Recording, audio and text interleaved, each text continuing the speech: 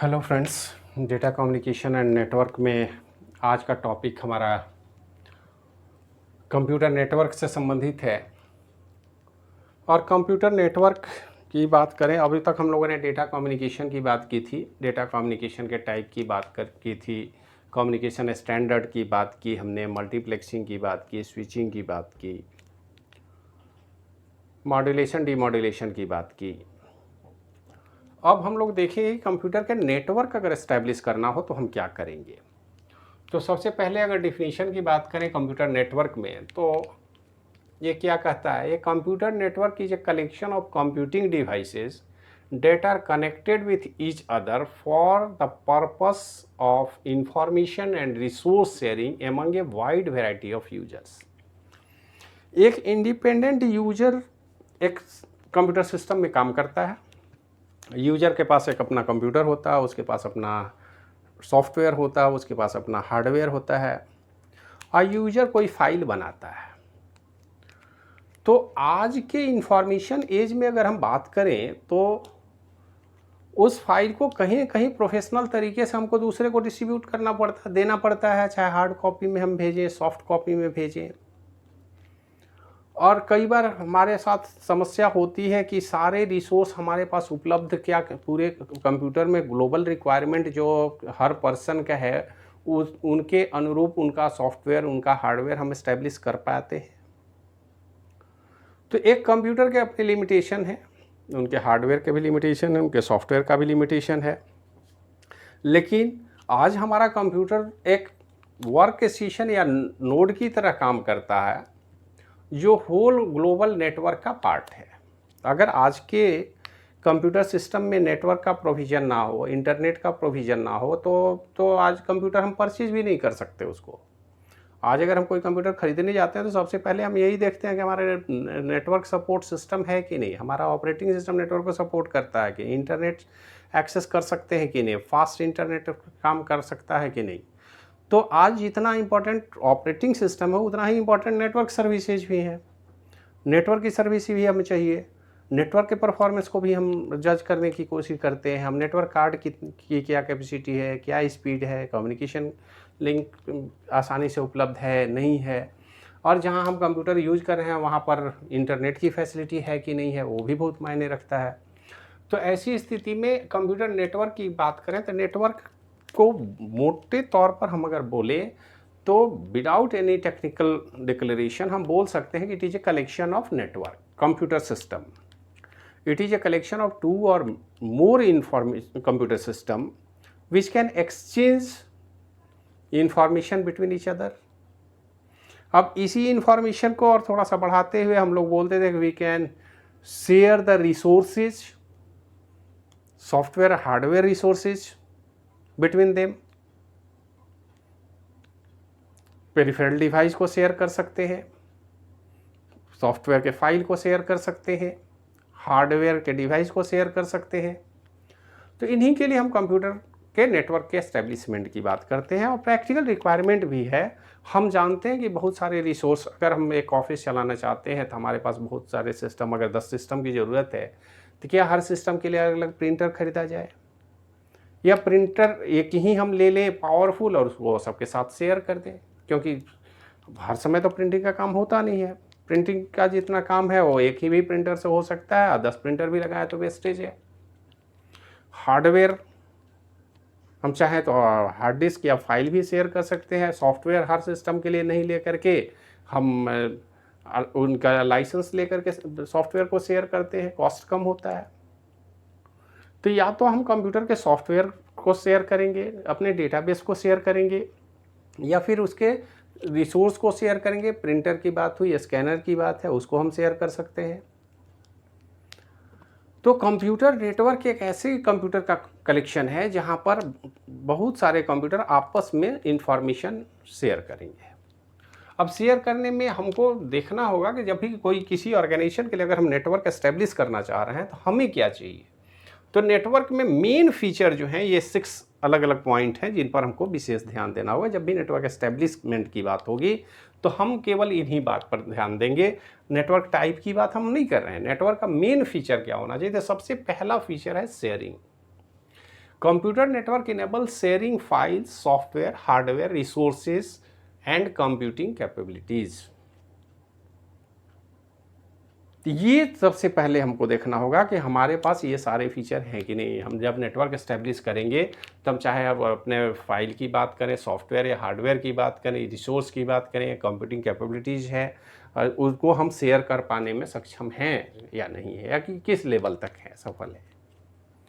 तो पहला रिसोर्स की शेयरिंग होगी नेटवर्क में। दूसरा है स्पीड। हम नेटवर्क में जब रिसोर्स शेयर करते हैं हमें इस बात का विशेष ध्यान रखना होगा कि हम जिस तरह से एक इंडिपेंडेंट कंप्यूटर में काम करते हैं हमको उस तरह की सर्विस चाहिए। आज कोई भी पर्सन इस बात को स्वीकार करने के लिए तैयार नहीं होगा कि अगर हम उसको बोलें कि इंटरनेट की सुविधा हम देंगे लेकिन 2G का स्पीड देंगे।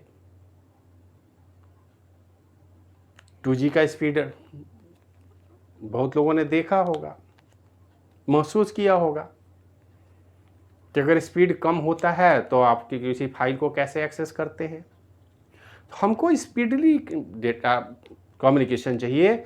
मतलब हम ऐसा मान के चलें कि अगर हम गूगल खोजते हैं इंटरनेट पर तो गूगल, हमें महसूस नहीं होना चाहिए कि गूगल का इन्फॉर्मेशन किसी दूसरे कंप्यूटर से हमारे पास आ रहा है। ये तो बैकग्राउंड में हो रहा है, लेकिन यूजर के एस्पेक्ट से अगर हम देखें तो यूजर को यह वर्चुअल रियलिटी की तरह हम दिखाना चाहते हैं, महसूस कराना चाहते हैं।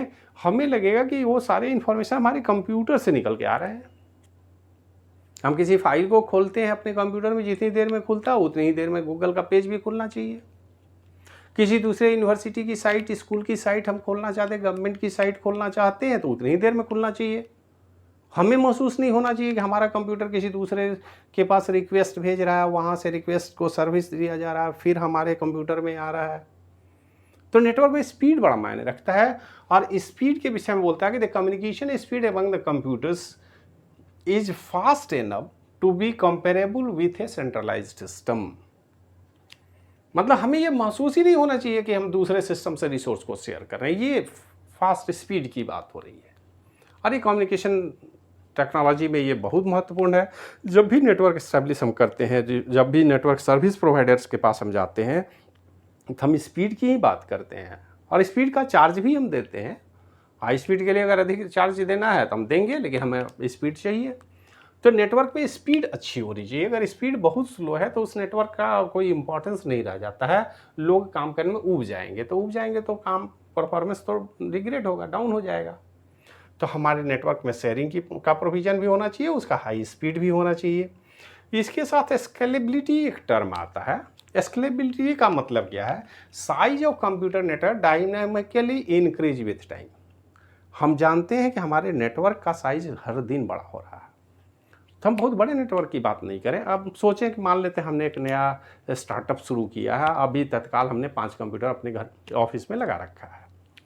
कल हम मेहनत करते हैं, बिजनेस बढ़ाते हैं और उसके बाद हमको 10 कंप्यूटर की ज़रूरत हुई, तो 5 कंप्यूटर के नेटवर्क में 10 को ऐड करने का प्रोविज़न होना चाहिए। ऐसे हम नेटवर्क नहीं बनाएंगे कि एक बार नेटवर्क हमने बनाया, बोला कि उसमें 2 कंप्यूटर और ऐड करना है, तो फिर बोले कि नहीं, तब तो पहले का सारा आर्किटेक्चर बदल जाएगा, टोपोलॉजी बदल जाएगी, सब कुछ नए ढंग से काम करना पड़ेगा। ऐसा नहीं करेंगे। हमारे पास स्केलेबिलिटी होनी चाहिए। हम जब जैसा रिक्वायरमेंट हो उसको डायनेमिकली, अगर रिक्वायरमेंट है तो हम बढ़ाएंगे। 2 सिस्टम जोड़ना है, जोड़ लीजिए। नेटवर्क के बाकी जो सिस्टम ऑलरेडी काम कर रहे हैं उसमें बहुत परिवर्तन की ज़रूरत नहीं है। आप उनके लिए अलग एड्रेस बना दीजिए और उनको ऐड कर दिए, बाकी सारे इन्फॉर्मेशन की जानकारी सबको मिल जाएगी। तो ग्रुप में अगर कोई नया रिसोर्स या मेंबर जुड़ता है तो नेटवर्क के परफॉर्मेंस पर, नेटवर्क के डिज़ाइन पर और उसके प्रोटोकॉल पर, उसके टोपोलॉजी पर कोई असर नहीं पड़ना चाहिए। इस बात का हम ध्यान रखेंगे। नेटवर्क डिज़ाइन में स्केलेबिलिटी बहुत ही इंपॉर्टेंट है कि जब ऑन डिमांड हम उसके साइज को बढ़ा या घटा सकते हैं। इसके बाद आता है integration. All the component of network is A coordinated manner for a seamless user experience.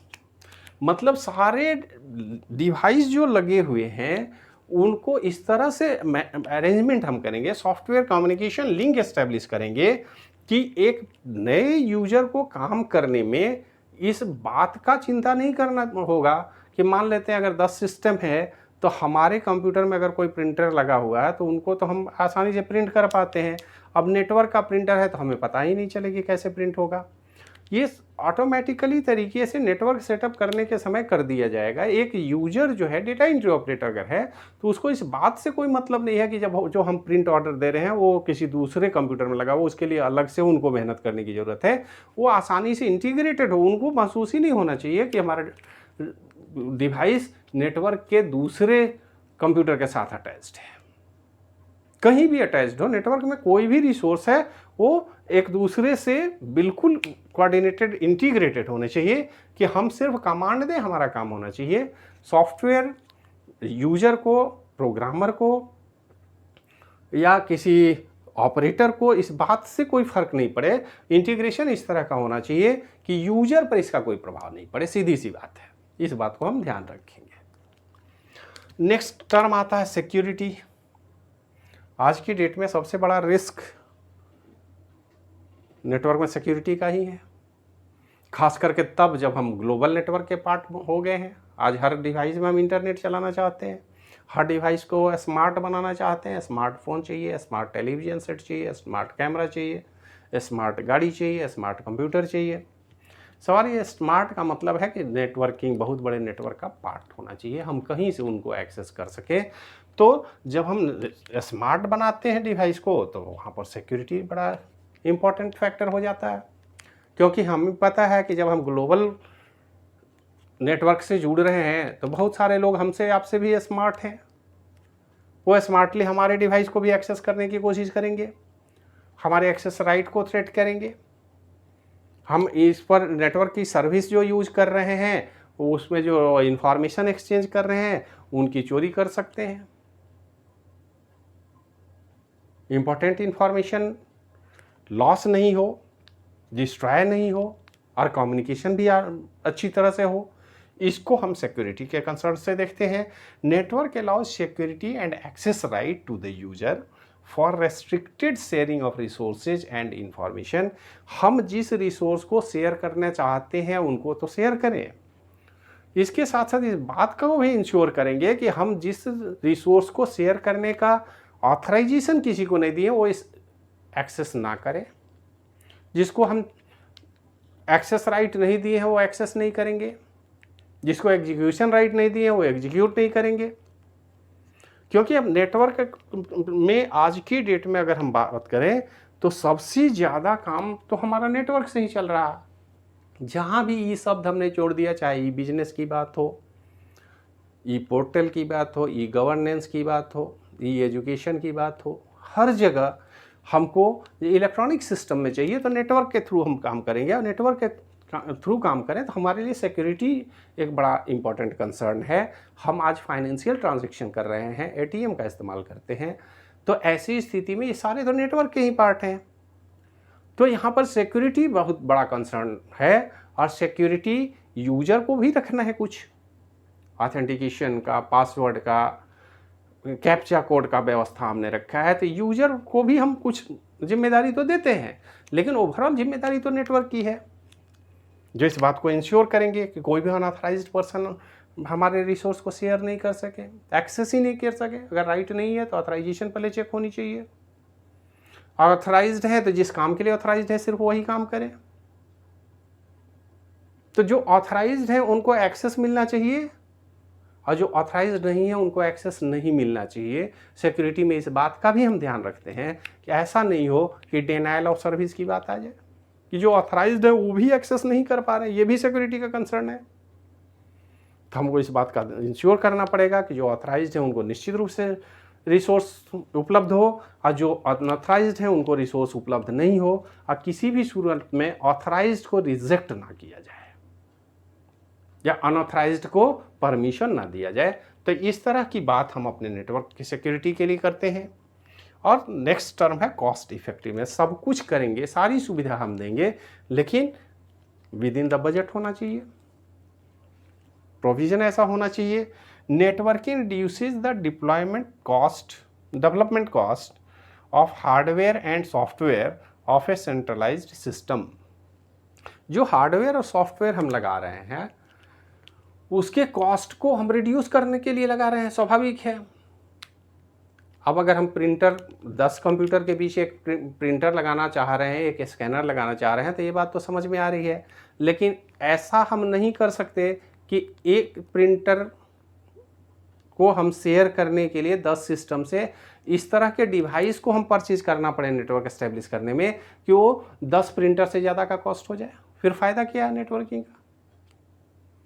Network cost effective होना चाहिए, कॉस्ट हमारा मिनिमम होना चाहिए। अब टेक्नोलॉजी चाहे जितना फास्ट कर लें, जितना एडवांस कर लें, लेकिन कॉस्ट तो बड़ा मायने रखता है प्रोफेशनली। अगर कॉस्ट बहुत अधिक है तो फिर उसका कोई मतलब नहीं है, लोग यूज ही नहीं करेंगे। पब्लिक को तो कॉस्ट इफेक्टिव सर्विस चाहिए। तो हमको नेटवर्क बनाने में कॉस्ट का भी ध्यान रखना पड़ेगा, किस तरह का केबल हम लगाएंगे, किस तरह का डिस्टेंस है, कौन सा प्रोटोकॉल हम इस्तेमाल करेंगे, कौन सी टोपोलॉजी हमारी होगी, कैसे हम डेवलप करेंगे, ताकि मिनिमम से मिनिमम कॉस्ट में मैक्सिमम सिक्योर, सफिशिएंट और बेटर नेटवर्क हाई स्पीड के साथ हम दे सकें। यही कंप्यूटर नेटवर्क का मेन मोटो होना चाहिए, मेन फीचर यही है। अब नेटवर्किंग हम कैसे करेंगे, कितने टाइप का होंगे, उसके विषय में तो फंडामेंटल में बहुत सारे बच्चे पढ़ ही लेते हैं। लैन मैन वैन की बात हम यहाँ नहीं करेंगे, वो सब कुछ जानते हैं। पर्सनल एरिया नेटवर्क की बात होती है, वो सब कुछ जानते हैं। लेकिन चाहे नेटवर्क कोई भी हो, हमको इन बातों का ध्यान रखना पड़ेगा। उस मेन फीचर नेटवर्क के रिसोर्स शेयरिंग की बात हो, स्पीड की बात हो, स्केलेबिलिटी की बात हो, इंटीग्रेशन की बात हो, सिक्योरिटी हो और कॉस्ट इफेक्टिवनेस, इन पाँचों पॉइंट को विशेष रूप से हम ध्यान देते हैं ताकि हमारा नेटवर्क ग्लोबल लेवल के एक स्टैंडर्ड नेटवर्क हो। उसके लिए जो भी सिस्टम डेवलप करना होगा, जिस तरह की टेक्नोलॉजी को यूज करना होगा, हम करेंगे। और कुछ कंपनियां विशेष करके कंप्यूटर के नेटवर्किंग के फील्ड में, सिस्को की अगर हम बात करें तो नेटवर्किंग फील्ड में ही काम करती हैं। नेटवर्क एडमिनिस्ट्रेशन की बात होती है, डेटा सिक्योरिटी की बात होती है। तो नेटवर्क के मैनेजमेंट की तरफ अगर आप जाना चाहते हैं, नेटवर्क मैनेजर बनना चाहते हैं, नेटवर्क एडमिनिस्ट्रेटर बनना चाहते हैं, जो हर ऑर्गेनाइजेशन की ज़रूरत है आज के डेट में। कोई भी ऑर्गेनाइजेशन जिसके पास 50 या उससे अधिक कंप्यूटर है, वो विदाउट नेटवर्क एडमिनिस्ट्रेटर के तो चल ही नहीं सकता।